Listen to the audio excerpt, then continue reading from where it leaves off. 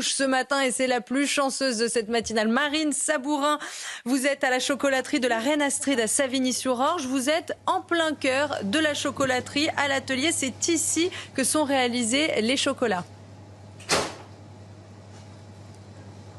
Oui, effectivement, et justement, on en a juste sous nos yeux. C'est des bonbons au chocolat praliné. C'est difficile de résister. Il y a du chocolat absolument partout ici. Donc, vous le voyez, donc c'est l'atelier. C'est ici que sont finalisées les créations. Et donc, justement, on voulait vous présenter ces magnifiques bijoux, puisque c'est un véritable travail d'orfèvre. Ici, nous sommes avec Charlotte. Charlotte, est-ce que vous pouvez nous expliquer ce que vous êtes en train de faire? Là, je vais personnaliser une poule. Donc, je vais juste écrire Joyeuse Pâques, mais les clients, s'ils veulent, ils peuvent très bien demander un prénom ou autre chose, un petit message.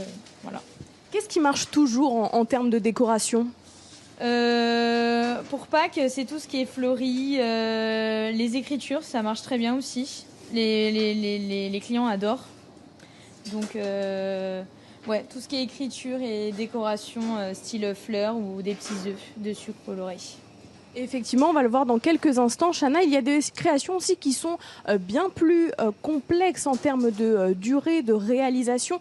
On va le voir par exemple avec Nicolas. Vous le voyez sur ces images. Nicolas, est-ce que vous pouvez nous expliquer le temps de travail entre une poule et cette création?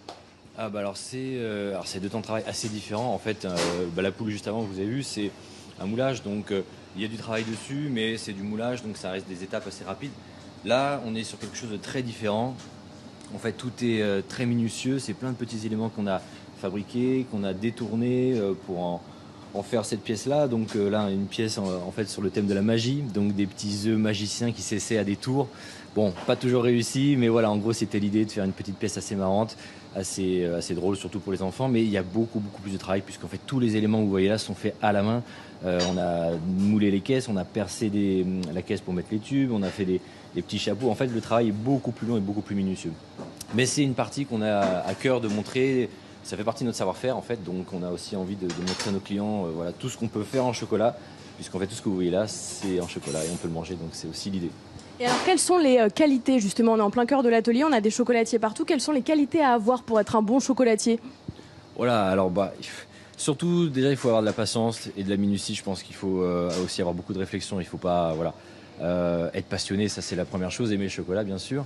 Et puis, en fait, simplement réussir à trouver le moyen de valoriser à chaque fois, à mettre en avant la matière, quoi. En fait, c'est une matière tellement large, elle est aussi bonne qu'elle peut être belle. Donc, en fait, il y a vraiment plein d'aspects différents. Donc, je dirais qu'être passionné et être un petit peu doué de ses mains, c'est les meilleures qualités possibles. Et je vois qu'à côté de vous, on a aussi d'autres créations. Est-ce que vous pouvez nous montrer ce que c'est? Je vois qu'il y en a partout aussi dans la boutique, ces œufs. Ces petits œufs-là, en fait, vous les avez vus un petit peu avant. C'est des œufs donc à plat, garnis de pralinés avec des noisettes françaises. Donc du coup, on essaie de faire des choses très gourmandes avec ça. L'idée là, c'est vraiment de ravir un peu les papilles.